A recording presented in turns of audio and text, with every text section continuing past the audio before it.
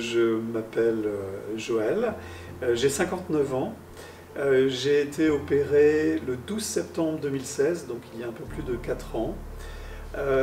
Mon poids de forme de l'époque était entre 130 et 135 kg. Juste avant l'opération, j'ai fait le régime très consciencieusement. Je suis arrivé à 126 kg. Et aujourd'hui, depuis 4 ans, je suis en moyenne entre 74 et 77 kg.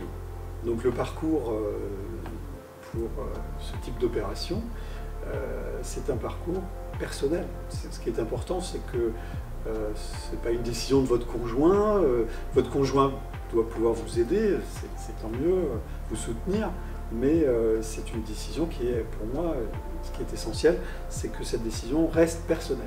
C'est votre motivation et cette motivation, elle est à toute épreuve parce que, en effet, vous allez avoir différentes épreuves. J'ai décidé de me faire opérer le jour où j'ai rencontré un médecin spécialisé en orthopédie qui m'a dit que ce serait bien d'avoir une canne quand je me déplace parce que c'était très compliqué. Et là j'ai dit c'est pas possible, je ne peux pas continuer comme cela, il faut trouver une solution qui soit une solution différente. Alors j'ai déjà fait un certain nombre de régimes mais ça ne marchait pas. Et du coup, j'ai réfléchi et je me suis dit, bon, c'est peut-être le moment de passer à la chirurgie bariatrique et c'est là que j'ai commencé un parcours. C'est plus au niveau familial, c'est plus, j'ai 2 filles, mes 2 filles étaient contre le fait que je me fasse opérer. Ma femme était plutôt contre, mais mes 2 filles étaient vraiment contre.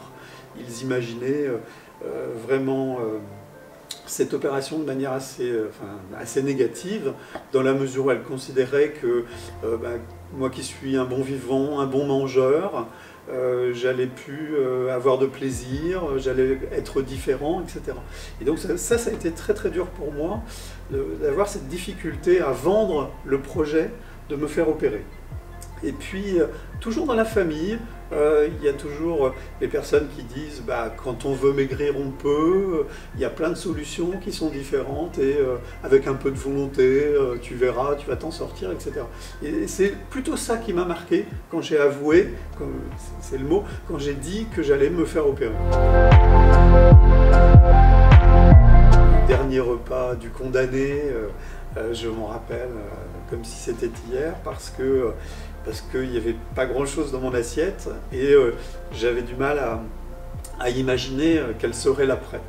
Et finalement, donc le lendemain matin, j'ai été opéré, le séjour s'est très bien passé, c'est pas long en fait.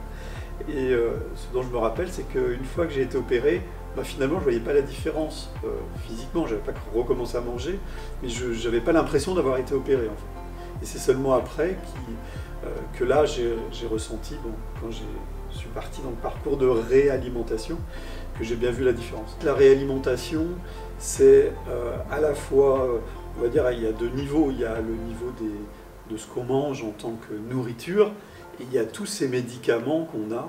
Alors, on nous préconise un petit appareil que je ne connaissais pas, qui nous permet d'écraser des médicaments.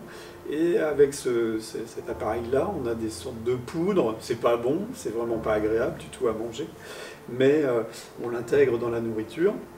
Et puis cette nourriture, eh bien, d'abord c'est lisse, et puis après ça devient de plus en plus solide. En fait, lorsqu'on parle de réalimentation, il y a la quantité, la densité du produit en début de réalimentation, puis il y a aussi cette notion de fractionnement, c'est-à-dire qu'on mange en petite quantité plusieurs fois dans la journée.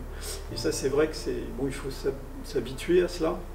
Donc après l'opération, vous savez que vous devez moins manger. Par contre, ça ne vous empêche pas des fois d'avoir des petites gourmandises, des petites choses qui arrivent par rapport à des repas. Et là, on voit les dommages collatéraux, comme on dit. Il y a ce qu'on appelle le dumping syndrome, même 4 ans après. J'ai encore des dumping syndrome.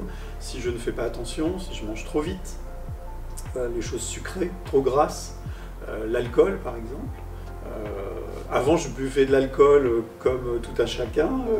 Je continue à boire de l'alcool, mais je suis en état d'ébriété beaucoup plus vite, on va dire, en termes de dosage. Et par contre, ça dure moins longtemps. Donc ça, c'est un autre phénomène. Et sinon, dans les problèmes de digestion, donc moi, j'ai besoin de m'allonger. Si je suis pas bien, je m'allonge. Et après, ça va mieux. Il faut à peu près 20 minutes, une demi-heure. Et après, ça va mieux. Mais je sens bien si ça passe ou si ça ne passe pas.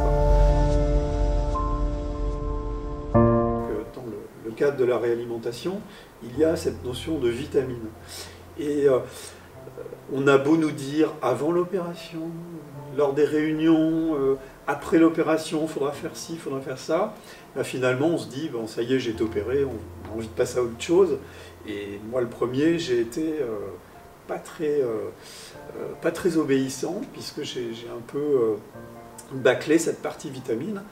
Et dans le cadre de mon suivi, j'ai eu des remarques qui m'ont été faites parce que justement, je ne prenais pas mes vitamines régulièrement. Quand on nous dit avant l'opération, vous aurez des médicaments à vie, on écoute sans écouter, mais j'en ai conscience. C'est important. Le suivi, donc au début c'était tous les 3 mois, après tous les 6 mois, maintenant c'est tous les ans.